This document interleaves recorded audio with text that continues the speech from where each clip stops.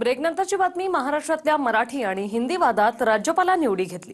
राज्यपालांच्या विधानानं एक नवा वाद होण्याची शक्यता आहे। कुणी मला मारलं तर मी लगेच मराठी बोलू शकणार आहे का, असं वक्तव्य राज्यपाल CP राधाकृष्णन यांनी केले। भाषेवरून द्वेष पसरवला तर राज्याचंच नुकसान होईल, असंही राज्यपाल म्हणाले।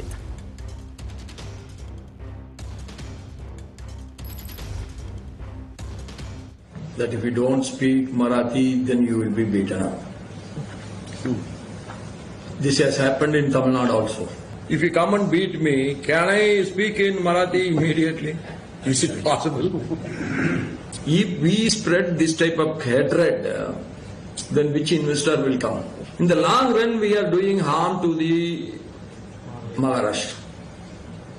That we have to take it to our people. We should not do something for a petty political gain on some day. राज्यपालांनी राजकीय वक्तव्य करणं हे योग्य नाही।